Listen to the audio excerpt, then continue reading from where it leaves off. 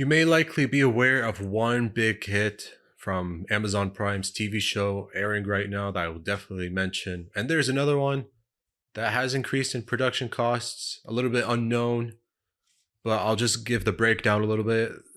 Apparently, a show called Citadel from Endgame and Gray Man directors Joe and Anthony Russo. There has been some, undergoing some major creative changes with the blossoming budget going up high. The Hollywood Reporter did say that the live action spy thriller show, it's supposedly like second most expensive TV show ever. Initial budget being like $160 million, but adding a extra $75 even more. I find the numbers hard to believe being that expensive, especially what I'm about to mention. With production and principal photography being like sometime in the early summer, I think, the past spring. So reshoots are going to happen. And there have been creative differences with producers as well. And like supposedly it's like a team up spy thriller of people from different countries for an ultimate mission and so forth, with Richard Madden and Priyanka Chopra Jones supposedly being part of the lead cast.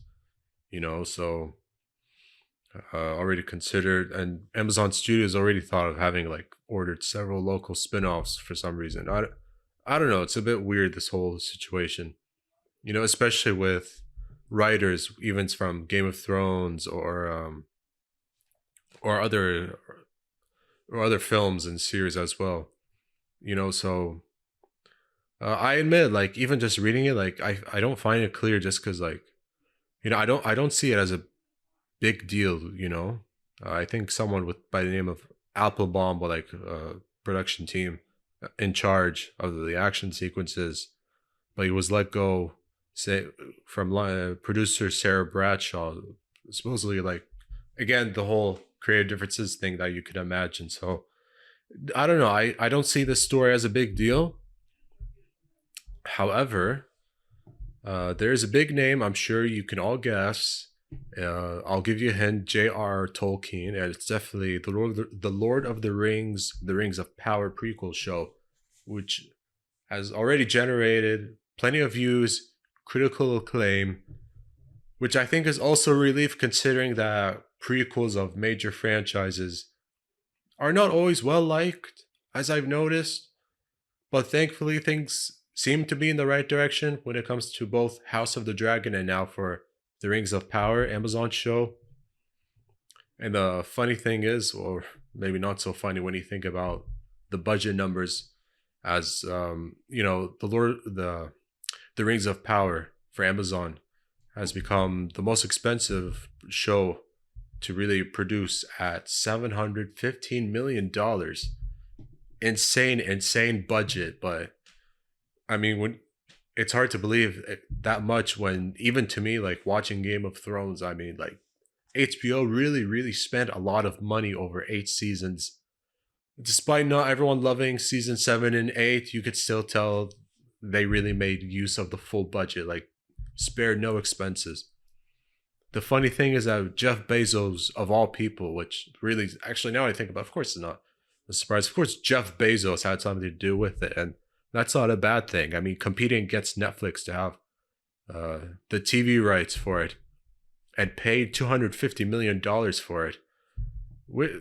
I mean, of course he can. I mean, like, who are you kidding? It's Jeff Bezos. I mean, like, $250 million is really nothing to him. Like, just to get a TV show based on the Lord of the Rings into his Prime Video streaming platform. So of course that's going to happen.